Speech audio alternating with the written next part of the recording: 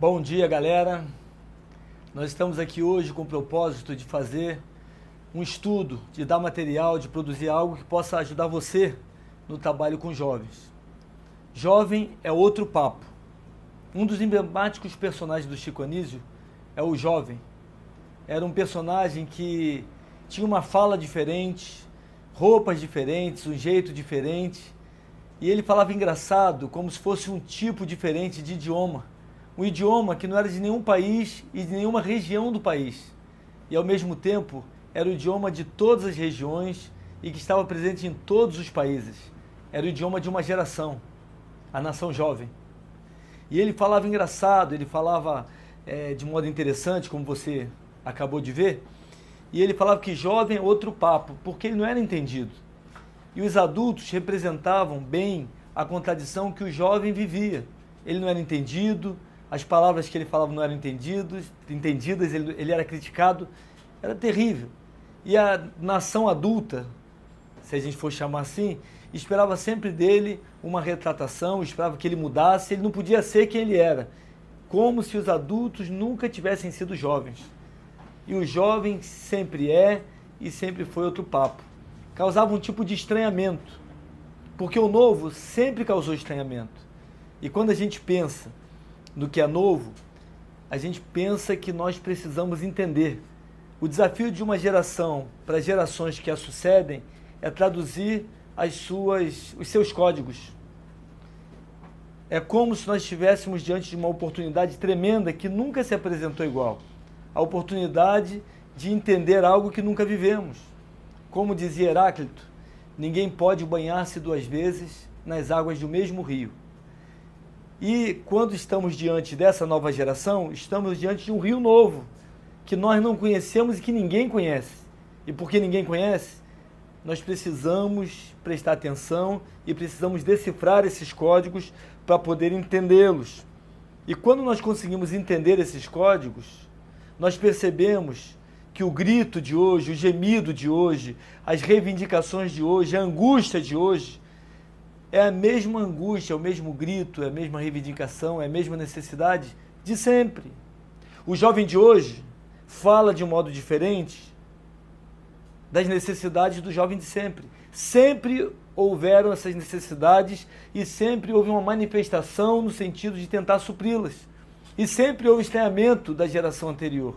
Então, ao invés de nós estranharmos e rejeitarmos, o nosso desafio como líderes, como pais, como adultos, hoje é entender, é decifrar esses códigos e entender o que está sendo clamado, o que está sendo pedido. Porque desde que o homem é homem, sempre houve um clamor, o desejo de que algo fosse suprido. Adão, quando caiu, ele passa a ter necessidades. E essas necessidades são as necessidades de sempre. Quando adolescente, essa necessidade encontra sua voz na adolescência. O adolescente buscando identidade, buscando crescimento, buscando independência, ele começa a se manifestar. E é na juventude que essa necessidade encontra o seu ápice máximo, quando agora, adulto, o jovem pode se expressar, se manifestar, buscar aquilo que o satisfaz. Só que isso dá um conflito tremendo, porque como nós vamos lidar com isso? E isso é sempre novo. E o jovem está sempre nos apresentando esse cardápio, que se nós entendermos, nós podemos ajudá-lo a achar o seu lugar na sociedade, achar o seu lugar no corpo, achar o seu lugar no reino.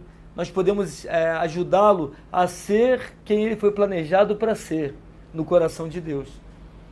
Enquanto isso, a sociedade bombardeia e tenta massificar o jovem dizendo, é assim, é desse jeito, todos têm que fazer isso. Mas Deus criou cada um de maneira individual. E nós temos um desafio de apacentar essas ovelhinhas, de apacentar esses cordeirinhos. E o primeiro passo é entender que há uma diferença, e é entender que essa diferença pode ser suprida. Essas necessidades podem ser acompanhadas, mediadas, e ele pode ser jovem, mas um jovem relevante, ser um adolescente, mas um adolescente realizado. E ele pode ser aquilo que Deus planejou que ele fosse. Se o jovem sempre foi e sempre vai ser outro papo, nós podemos ser outra cabeça, que possa entender esse papo, que possa levar essa ideia e que possa fazer do jovem alguém que seja relevante e não conflitante. Alguém que se sinta leve, feliz, alguém que vá adiante e alguém que possa, embora falando diferente, expressar o que está dentro e ser entendido e suprido nisso. E esse é o teu desafio, esse é o meu desafio como líderes de jovens nesse tempo, nessa nova geração. Esse estudo tem o objetivo de desafiar você e te ajudar a liderar os jovens por novas veredas, liderar o jovem através das gerações, liderar o jovem naquilo que Deus planejou, porque o jovem sempre foi e sempre vai ser outro papo. Se você está disposto, vem comigo. Eu quero que você entenda isso de maneira bem espetacular. Um dos motivos que tem trazido tanta dificuldade nesse trabalho com jovens é a falta de treinamento. Muitas pessoas querem fazer, mas não se preparam para fazer. Muitas pessoas dizem, olha, você precisa aprender, mas não ensinam como. Então a falta de preparo tem feito muita gente fazer trabalho mal feito, ainda que bem intencionados, criam estruturas que são verdadeiros Frankensteins. E essa frankensteinização do Ministério Jovem, boa intenção, mas fazem de maneira mal feita, porque não foram preparados, não tem informação de como funciona o jovem, não tem informação do seu tempo para contextualizar esse ministério, não tem informação de como fazer algo que possa atrair, não tem a informação de como gerar uma boa estrutura que venha de encontro à necessidade dos jovens. Uma outra coisa, pessoas que não têm um dom para isso. Dom é aquela capacidade que Deus dá para que você possa servir ao próximo com a capacidade que Ele deu. É um garfo de 1 metro que nasce na tua mão e você nunca se alimenta com ele. Com o teu garfo você vai alimentar sempre o outro e o outro vai te alimentar. Então a falta do dom para trabalhar com jovens, a falta do preparo, a falta das informações tem feito com que pessoas bem intencionadas, na maioria das vezes, façam todo o esforço e tenham um resultado desastroso. Um Frankenstein. Parece que está vivo, mas no final das contas é uma deformação do que Deus pensou que deveria ser o ministério jovem. Uma primeira deformação que eu penso, que nós vemos bastante em ministérios que estão funcionando, é o Ministério Jovem. O Ministério Jovem é uma estrutura centrada em mim, no líder. O líder normalmente é uma pessoa muito carismática, muito capaz, muito animada e que quer fazer. Ou uma pessoa muito autoritária, que também quer fazer, mas não divide. Ou o carismático, que se perdeu, se desgarrou do grupo pelo seu carisma. Ou o autoritário, que se pôs acima pela sua insegurança, gera um tipo de ministério que até funciona. Mas tudo é centrado nele. Como ele pensa muito, ele sonha muito, nós sonhamos com a cabeça do líder. Nós fazemos através dos braços do líder. Ele articula, ele orienta, ele organiza e nós apenas fazemos. Mas não funciona? Entre aspas, funciona. Mas quando o líder sai, ou porque foi transferido, ou porque teve uma doença, ou porque morreu, ou porque teve problemas e tropeçou e espiritualmente parou a caminhada, seja por que motivo for, quando o líder para, tudo para, porque tudo estava nele. Não precisava de planejamento, porque qualquer problema que acontecia, o líder resolvia. Ele é fera, ele improvisa, e ninguém imagina que improvisa, o cara é fera. Talvez você seja um cara desses, talvez você conheça alguém que seja assim. Ele é tão bom, que é tão bom estar perto dele, que eu nem me preocupo em fazer nada, e nem ouso em fazer, porque eu não faria tão bem quanto aquilo que ele faz, porque ele é demais. Esse é o líder que Deus deu para ele dons, deu para ele capacidades, mas ele não desenvolve da maneira certa. Por quê? Porque nós vemos que o ministério gera ditadores, gera pessoas que não ouvem outras opiniões, gera problemas que você nem imagina que existam. que você nem imagina que possa acontecer. Muitas, até denominações, funcionam com o Ministério Jovem. É o que eu penso, é como eu vejo e é do meu jeito. Mas eu não gero substitutos, eu não gero líderes, eu não formo filhos na fé, eu não me reproduzo para que outros possam continuar fazendo aquilo que Deus planejou. É do meu jeito. E se eu saio, tudo para. O ministério tem esse problema. Ele vai até certo ponto, porque o líder aguenta até certo ponto. E quando ele para, ou até mesmo porque cansou, acabou o trabalho daquele ministério. Acabou toda a capacidade, toda a eficiência, porque eles não tinham nenhuma eficiência. Tudo era produzido pela performance, pela figura, pela capacidade, pela iniciativa, pela dinâmica, até mesmo pela intransigência do líder. Qual o problema disso? Na Bíblia, nós vemos um excelente líder, o mais manso dos homens, Moisés. Ele vai ao Egito, tira o povo do Egito com aquilo que ele tem na mão. Seria uma pessoa que nós não escolheríamos para exercer um ministério. Uma pessoa idosa, 80 anos, lá atrás do deserto, que desconstruiu toda a sua identidade, formada até os 40 anos. Ele era um homem poderoso em palavras, diz a Bíblia. Ele era um homem importante, era um lutador. Ele sabia algum tipo de luta e confiava na sua capacidade. No entanto, que ele matou aquele egípcio que estava batendo no judeu. Moisés era fantástico, preparado para ser o sucessor. Mas quando ele mata o egípcio, porque ele confiava na capacidade, e essa época, a época que ele escondia os seus erros e pecados, porque no ministério eu não mostro meus erros, eu mostro só a minha performance, como se eu não tivesse erros. Eu acabo acreditando tanto na imagem que foi criada, que eu me escondo atrás dela, eu me visto nessa imagem, e eu quero esconder aquilo que está fora da imagem. É a época da vida de Moisés, como diz Edson Teixeira, que Moisés escondia corpos. Só que Deus trata Moisés e leva para o deserto. E no deserto, toda aquela autossuficiência é desconstruída. Toda aquela autocapacidade, aquela soberba é jogada por terra. E Moisés, no deserto, é transformado em outro Moisés. Um homem com a essência que Deus colocou. E agora, lá aos 80 anos, começa a terceira fase da vida do Moisés. Um homem que fala, eu não sei falar.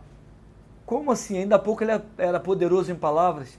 Quando ele exercia o ministério, ele se achava poderoso. Agora que ele se coloca como alguém que tem que depender, ele diz, eu não sei falar, minha língua é pesada. Como que eu vou, Deus? Olha que coisa interessante. No ministério, a minha opinião é que vale. Na segunda fase do Moisés, ele pergunta, Deus, como que eu vou fazer? O que o Senhor acha que eu devo fazer? Eu não tenho essa capacidade toda. Sabe por quê, meu irmão? No mundo espiritual, ninguém tem capacidade nenhuma que não venha de Deus. E essa unção que você tem que ser ativada por Ele. E aí Moisés pega o que tem na mão, a sua vara. Deus fala, o que você tem na mão, Moisés? Ele fala, uma vara. E Deus fala, é com isso que eu vou trabalhar. Joga no chão e ela vira uma cobra. Pega pelo rabo e ela novamente vira vara. Quando a gente abaixa o padrão daquilo que Deus nos deu para usar, do nosso dom, quando a gente baixa o nosso ministério, exerce de qualquer maneira, deixa cair o padrão, esse mesmo ministério, essa mesma unção se transforma numa cobra contra a gente. Saul fez isso, baixou o padrão. Ele era rei, queria ser sacerdote, embolou tudo, e agora um demônio vem atormentá-lo. A mesma unção que levanta se torna a cobra que derrota. Moisés pega aquela vara e ele tira o povo do Egito, ele é uma bênção, ele é tremendo, mas ele se preocupa em trabalhar, em se reproduzir, em formar um sucessor. E esse sucessor é Josué. E deu certo.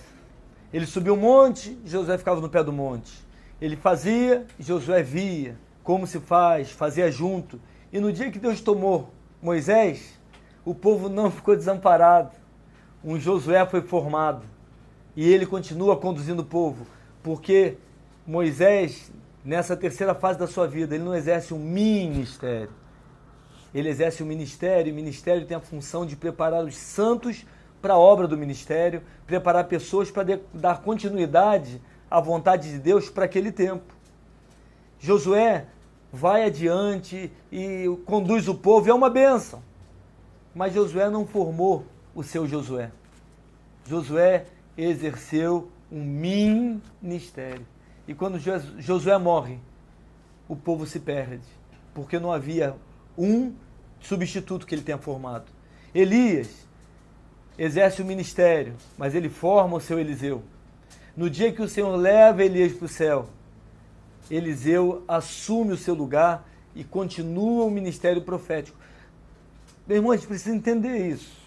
O ministério não é teu, é do Senhor. Ele te dá para você exercer, mas esse ministério tem que ser compartilhado. Você tem que gerar outros ministros, outros substitutos que alarguem a visão, que façam o reino crescer. O ministério é um modelo que funciona por um tempo, precariamente, mas para o reino é um desastre. Porque tudo aquilo que precisava continuar, morre quando morre o líder. Então esse é o primeiro modelo deturpado de ministério. É o ministério jovem. Você tem exercido esse modelo? Você tem exercido o ministério jovem? Lembra daquilo, Jesus diz, sem mim nada podeis fazer. Ele é o único que pode exercer o ministério. Agora, nós precisamos depender dele. Um dos problemas que a gente vê nesse modelo deturpado, desse ministério jovem, além do que eu já falei, que é a saída do líder, e quando ele sai tudo para, é a questão do escândalo. Quando se espera muito de alguém, se é impactado de maneira muito grande pelo erro desse alguém. E todo mundo está sujeito a errar, está propenso a erros. Quando esse líder erra, não é que o erro dele seja maior, mas é que a expectativa sobre ele era muito maior. Então, quando ele erra, causa um escândalo terrível. Há uma frustração muito grande, há uma tristeza muito grande. Toda vez que alguém é colocado sob os holofortes, ele corre o risco de ter uma grande queda, porque ele está debaixo das luzes. E pequenas coisas se transformam em grandes erros e grandes repercussões. E esse escândalo faz muita gente cair. Por quê? Porque era o grande líder. Um outro problema também, um outro perigo desse modelo, é a questão da soberba. Uma vez perguntaram para o Neymar, Neymar, você acha que o dinheiro muda uma pessoa? E o pensador Neymar, porque se a Valesca Popozuda é pensadora, Neymar também é. O pensador Neymar falou assim, não, o dinheiro só mostra quem realmente a pessoa é. O dinheiro só dá a oportunidade da pessoa mostrar o que tem dentro. A soberba está dentro de todo mundo. Nós somos contaminados pelo pecado, e o pecado traz para nós a soberba. E quando a soberba vem, Deus olha para nós e lembra do diabo. Eu não quero que Deus olhe para mim e lembre do diabo, mas Deus lembra do diabo olhando para o soberbo. E o ministério jovem traz tanta realização e projeção para o grande líder, que normalmente a gente vê esses líderes